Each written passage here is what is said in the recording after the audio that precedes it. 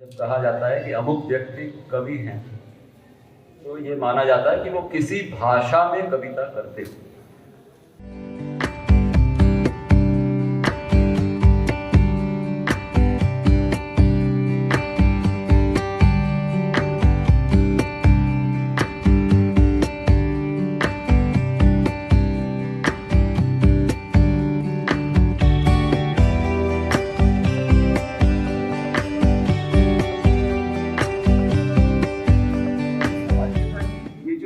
सिमियोटिक है, विजुअल सिमियोटिक, जो काव्य की हम बात करते हैं, काव्य में जो काव्य हम मानते हैं कि जो जितनी भी आर्ट फॉर्म्स हैं, चाहे स्कल्पचर हो, चाहे पेंटिंग हो, चाहे म्यूजिक हो, चाहे आपका सिनेमा हो, सबका जो मूल है वो काव्य है, पोइट्री है। मैं हमेशा स्टूडेंट्स के साथ में हमेशा यही बोलता हूँ कि आप जो व्यक्त करते हैं रंगों की भाषा उचित के रूप में आता है। कविता, मैं कविता बोल देता हूँ। मैं कविता पे ही कविता कह रहा हूँ। ये प्रश्न है मेरा। खरोच कर पन्नों पे उन लकीरों से गुजरता हूँ नित अपनी परिभाषा लिए। खरोच कर पन्नों पे उन लकीरों से गुजरता हूँ नित अपनी परिभाषा लिए, फिर भी रह जाते कुछ अंतर मन में ऐसे द्वंद्व जो कभी पूर्ण नहीं होते।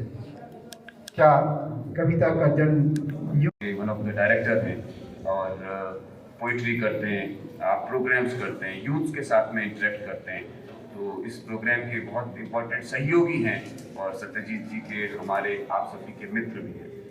माइक आप। इस परिचय के लिए धन्यवाद सर। मैं अपनी बात शुरू करूं उससे पहले थैंक यू अमित जी।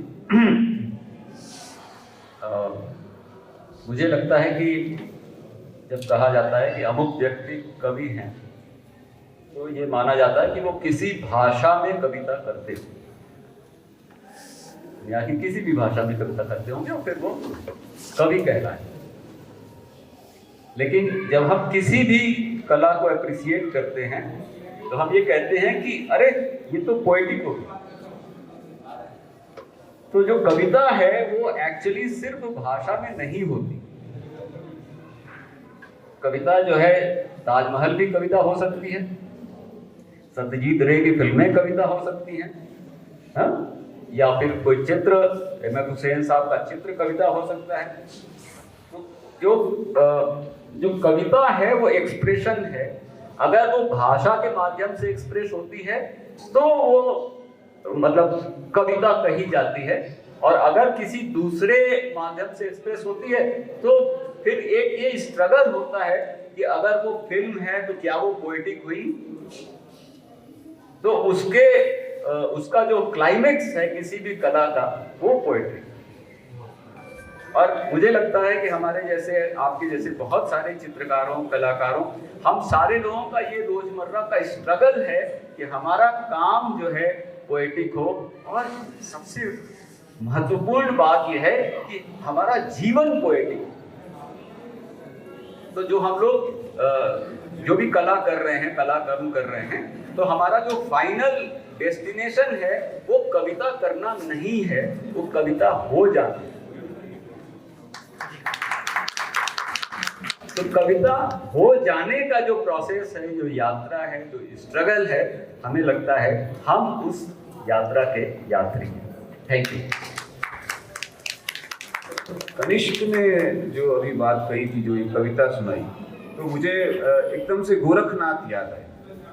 बात वो नींद की गोली की थी, तो लेकिन एक गोरखनाथ का बड़ा कॉन्टेक्स्ट याद आया। He was also great poet, revolutionary. वो कहते हैं कि मरो रे जोगी मरो, मरो मरण है मीठा। ये देश मीठे मरने की बात है। मरो रे जोगी मरो, मरो मरण है मीठा, ऐसी मरणी मरो जिस मरणी मरया गोरख डीठा। ये गोरखवाणी का एक शब्द है। शब्द हमारा सरतर शांडा, रहणी हमारी साची, लेखा लेखिन कागद बाची, सौ पत्री हम जाची।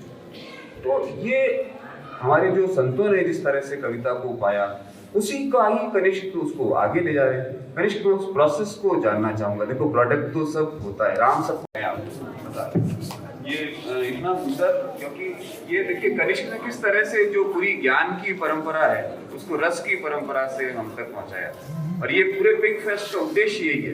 कल दीपक जी और उन्होंने बड़ी गहरी चर्चा की, महेंद्र जी ने सनातन की चर्चा हुई, रामायण महाभारत के कॉन्टेक्स्ट की चर्चा हुई, बड़ी फिलोसॉफिकल कॉनोटेशंस की चर्चा हुई, लेकिन रसमय हुई। तो हम जो कहते हैं कि भाई रसो वयसः, तो ये वाकई में रसो वयसः की सभा है। तो रसो वयसः है क्यों पंडित जी, आप तो संस्कृत के जी जी जी, तो वो इम्पोर्टेंट चीज है। तो ये बड़ी सार्थक चर्चा के अंदर, लेकिन ऐसे सुधीजन हो जाएं तो कहा जाना ऐसी पहेली है यह जिंदगानी, परेशानियां छू मंतर। चलिए जी, हमारी परेशानियां भी छू मंतर हो जाए। और यस या सबसे पहले